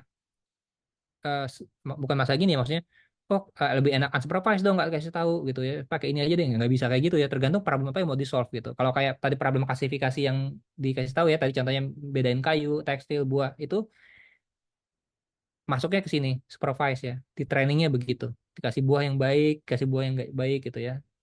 Tapi kita kasih tahu mana yang baik mana yang nggak baik dan mesinnya belajar dari situ kayak gitu ya. Nah, kalau yang kayak unsupervised ini ya ini dia mengelompokkan berdasarkan apa nih misalnya mengelompokkan data berdasarkan kesamaan dia cari pattern gitu ya kayak gitu. Jadi kalau sekumpulan data dia cari kelompoknya kemana-kemana nih. Misalkan mengelompokkan pelanggan berdasarkan kebiasaan belanja mereka dari data belanja mereka gitu ya. Ini yang suka belanja apa misalnya fashion nih suka belanja komputer atau apa dia bisa klasifikasi kayak gitu tuh dari data belanja ya. Nah, yang berikutnya nih reinforcement learning ya kayak gini ya. Reinforcement learning ini AI belajar trial error ya. Jadi maksudnya kalau kita bikin game kayak game chess ya kayak gitu kan. Chess itu bisa masuk ke sini. Jadi kalau dia misalnya berhasil menang, kita kasih dia reward. Kalau dia kalah, kita kasih dia kayak punishment gitu ya. Jadi dia belajar. Oh, yang ini reward gitu ya, ini punishment gitu. Jadi dia coba terus, coba terus. Dia akhirnya bisa improve tuh keahlian dia ya seperti itu. Jadi intinya AI belajar trial error. Kalau dia baik kita kasih reward, kalau enggak kita kasih punishment gitu ya. Biasanya dipakai kayak gitu tuh. Kalau misalnya permainan-permainan kayak catur, Go apa kayak gitu ya seperti itu. Nah itu bisa pakai ini ya. Nah, kelihatannya nanti ya, ini nanti waktu teman-teman akan belajar kan dengan Mbak Ninit soal machine learning, kelihatannya akan dipelajari itu mostly akan ke supervised learning sini ya. Karena rata-rata belajar AI untuk yang fundamental ya. Rata-rata belajarnya ini matang gitu ya. Yang ini disenggolnya sedikit-sedikit gitu ya. Jadi kalau mau agak aman bikin bikin apa?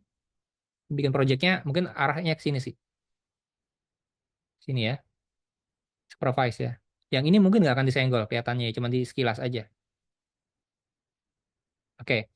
Nah, sekarang ini kan dibagi tiga tadi ya, supervise, unsupervised, sama reinforcement. Nah, ini beda cara melatihnya gitu ya. Kalau yang supervise dikasih tahu mana baik, mana buruk, mana kategori A, B, atau C gitu. Unsupervised kita nggak kasih tahu, tapi kita gelontorin aja datanya, dia akan bikin pola sendiri ya, cari patternnya gitu, mana yang kelompok A, kelompok B, kelompok C gitu. Kalau yang reinforcement learning itu dia belajar dengan reward and punishment gitu, dikasih reward dia belajar di situ.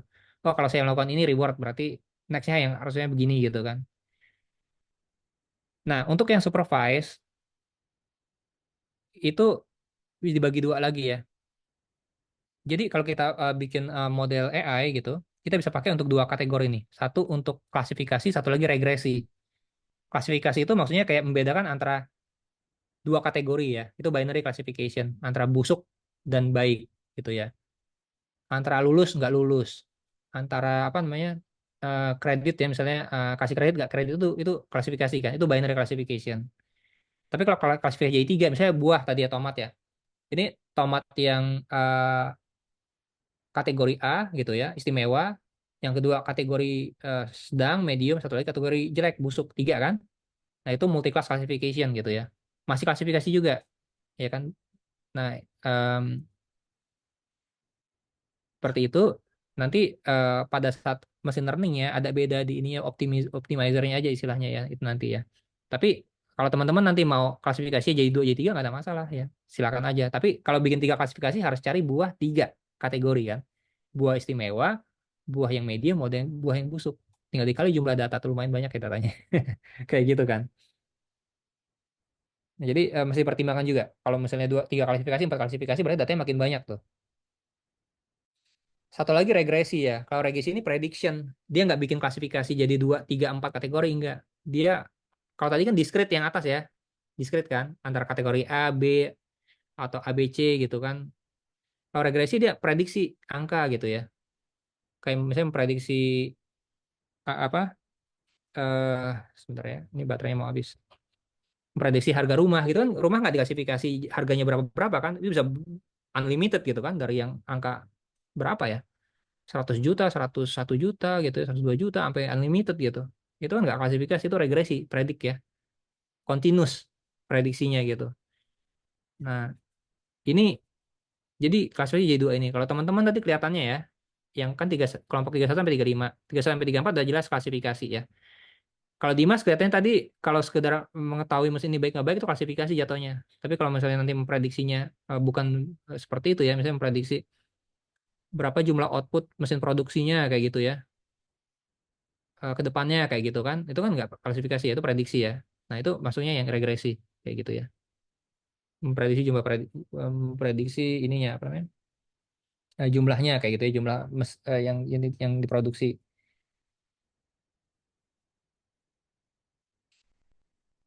Ya, kalau yang unsupervised ini mungkin aku sekilas aja ya.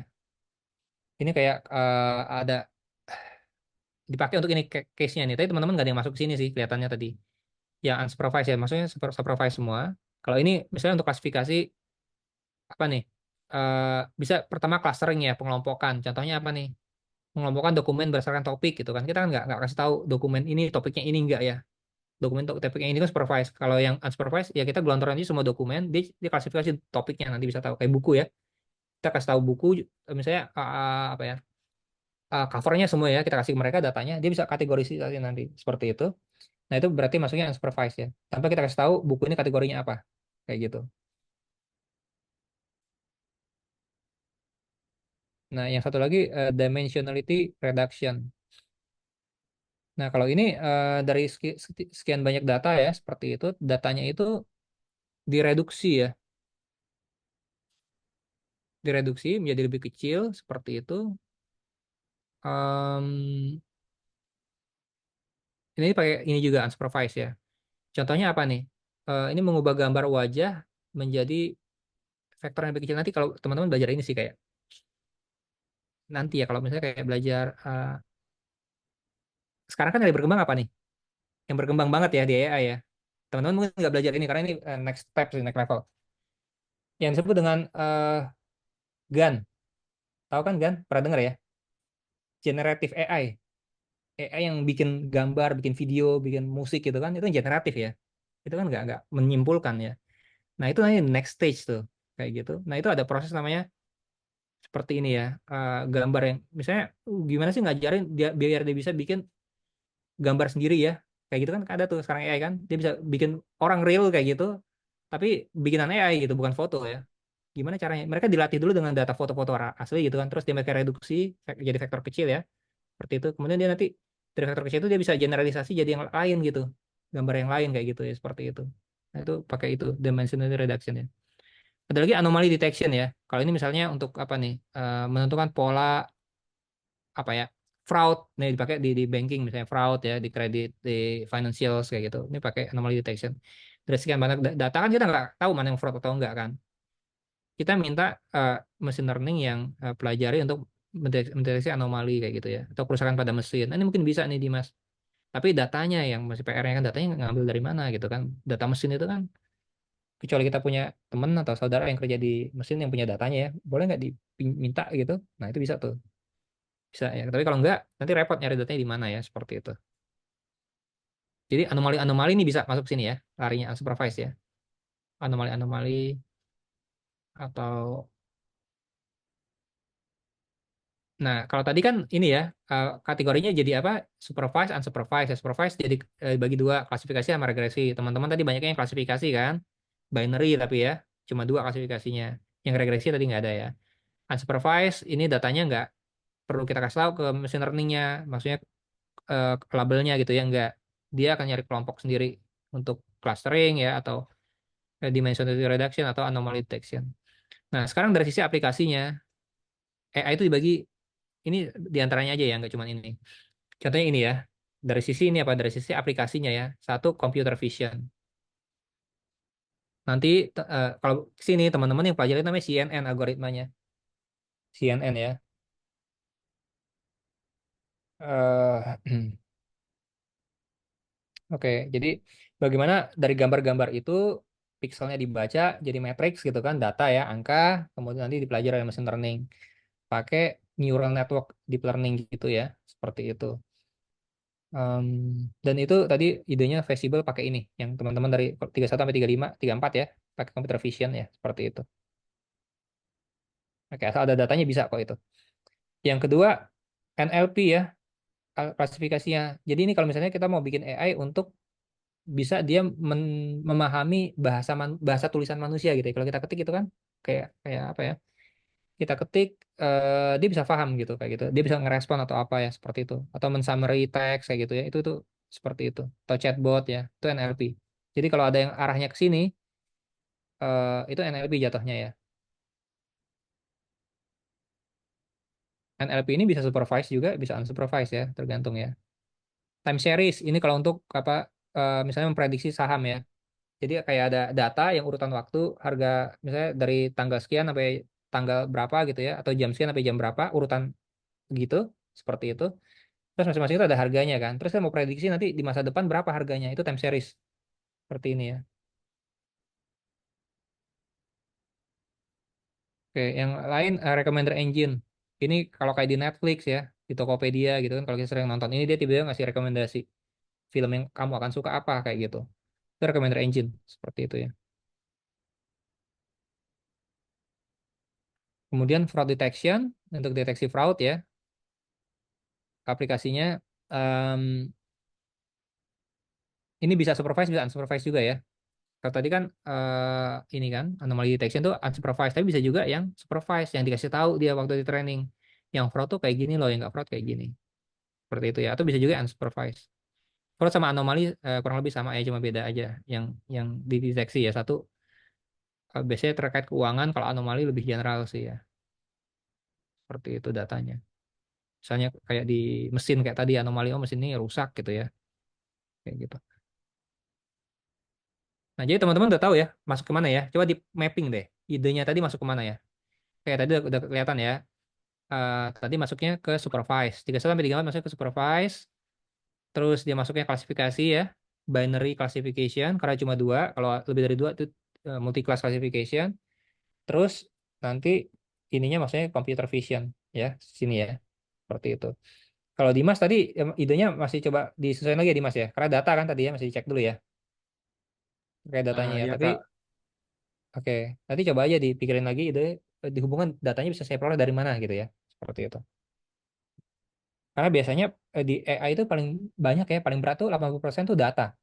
Nyari data, pengolahan data itu paling time consuming, bukan ngetrainnya ya. Ngetrainnya itu asal kita udah tahu caranya, udah tinggal bikin coding sebentar, serahin komputer, tungguin deh, tinggal gitu sampai dia selesai gitu ya. Kalau baik diulang lagi, kalau baik oke, kalau nggak baik diulang lagi. Modelnya di fine tune misalnya, dioptimasi kayak gitu.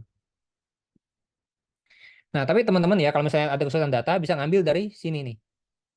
Kadang-kadang gini ya, eh, banyak orang mau belajar AI, kadang-kadang susah nyari data gitu ya. Di mana nih datanya gitu ya.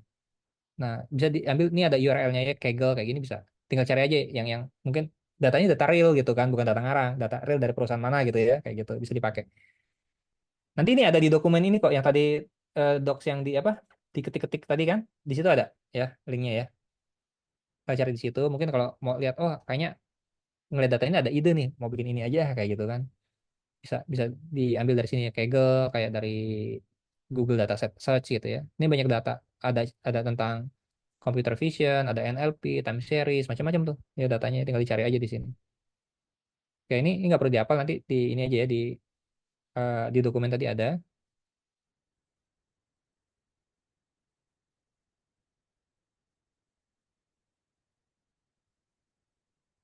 Oke, ini kayaknya masih ada nggak ya slide-nya?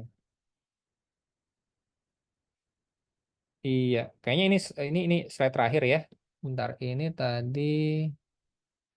Nah, ini ya, ini kan dokumen instalasi. Yang satu lagi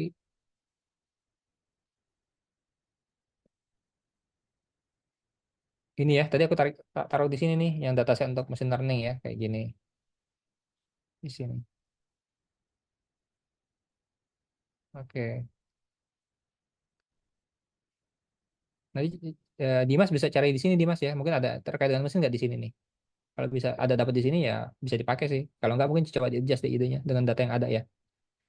Data yang ada di sini atau kalau dari apa punya keluarga yang kerja di mana ada datanya ya bisa juga sih. Cuma kadang-kadang kalau perusahaan itu datanya kadang rahasia ya, susah ya. Oke. Oke, kalau gitu ya. Jadi nanti untuk besok kan masih masih training kan. Bisa pakai Colab ya, ambil eksperimen di situ. Google Colab tadi, colab.research.google.com gitu ya di situ. Sambil nanti pelan-pelan diinstal ya Jupyter Notebook-nya gitu. Tapi nggak itu meskipun nggak punya Jupyter Notebook saat ini, tapi masih udah bisa eksperimen kok di Google Colab. Nah, yang Jupyter Notebook pelan-pelan aja sambil diinstal ya di Windows ya, di Windows Microsoft Windows kan, seperti itu. Urutannya install Python dulu ya, kayak gitu ya. Tadi install Python. Yang kedua itu install, ini urutannya gini. Ya, Python dulu diinstal ya. Kalau udah terinstall, berikutnya install pip kayak gitu ya. Pip udah install, install Jupyter Notebook. Sebenarnya tiga itu aja. Nah, Jupyter Notebook udah bisa dipakai itu. Petunjuknya ada di guide-nya ya, seperti itu. Cuma nanti dicek aja kalau misalnya kan komputer beda-beda ya Windows ya, versinya kayak gitu kan. Apa mungkin ada prerequisite apa? Kalau mau ditanya di chat boleh ya, atau kalau kadang di googling juga ketemu sih ya. Kalau ada troubleshooting apa kayak gitu. Jadi Python, pip, sama Jupyter Notebook ya kayak gitu. Nah, sebelum itu ada pakai Google Colab nggak masalah ya. Ini nanti juga realnya nanti pasti trainingnya di Google Colab kok. Kalau Jupyter Notebook komputer kita nggak cukup kuat gitu untuk training data yang banyak. Yang lain-lain ini sambil jalan ya kayak VS Code ya. Belum akan pakai kelihatannya. Tapi kalau udah mau mulai ekspor VS Code ya, karena kan nanti testing-testingnya di Google Colab sama Jupyter Notebook kan. Kayak aku belajar kemarin tuh kayak variabel segala macam ya. Cukup di situ udah bisa. Kalau mau install VS Code udah mulai bisa di-download, di-install. Streamlit nanti ini akan dibutuhin belum sekarang ya. VNV ini VNV ini mungkin diinstal aja ya sambil dipelajari. Ini untuk bikin tadi isolated environment ya. Karena sekarang belum ngerasain masalahnya. Tapi nanti pada saat kita udah banyak bikin model ya, terus ngambil code orang juga ya, kayak untuk kita cobain untuk belajar kayak gitu. Kadang-kadang dia pakai versi beda gitu ya. Butuh library beda. Nah, kalau sampai konflik dengan yang punya kita, kan kita nggak mau hapus punya kita kan, kita mau bikin environment baru pakai ini, VNV ini ya. Guide-nya ada di ini juga, di doc-nya ya. Satu lagi Git. Nah, Git ini sebagai developer wajib nih bisa ya. Terlepas belajar AI nggak belajar AI ya, pasti nanti kerjasamanya nggak, bikin codingnya nggak sendirian kan. Rame-rame biar nggak saling tumpang tindih, install ini. Nah, cara pakainya, kalau mau aku kasih tutorialnya boleh ya. Usulin aja kalau perlu ini ya. Kalau nggak salah di kelas nggak di apa di kelas pagi sih nggak akan diajarin nih masalah Git ya. Kalau perlu usulin aja nggak apa-apa. Nanti aku coba kasih mentoring Git gitu. Oke, so far kayaknya udah sampai jam 9 nih. Ada pertanyaan lain? Silakan. Ada mau disampaikan atau ditanya atau yang lain? Monggo.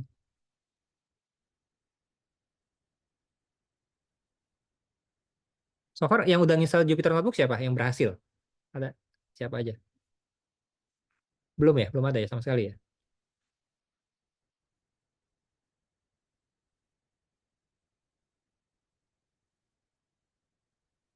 Belum?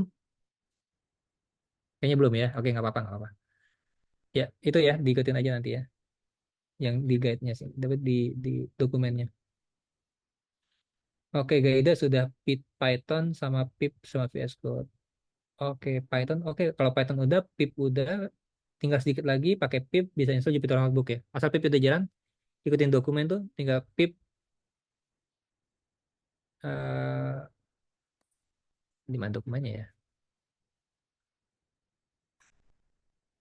Ya, ini kan pip ini kan install Jupyter Notebook ya.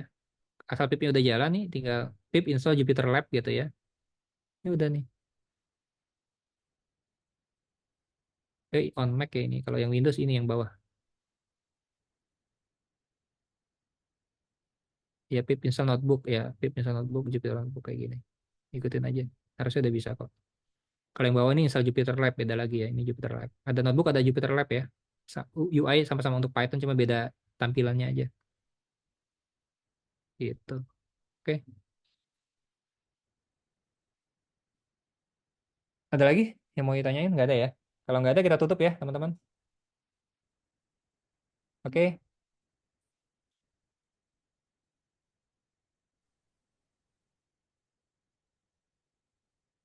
Oke, kita tutup ya. Sekali lagi selamat malam ya semuanya. Selamat istirahat. Assalamualaikum warahmatullahi wabarakatuh. Waalaikumsalam. Waalaikumsalam. Terima kasih, Kak. Makasih, Kak. Ya, sama-sama. Terus, Kak. Yuk, sama-sama. Makasih, Kak.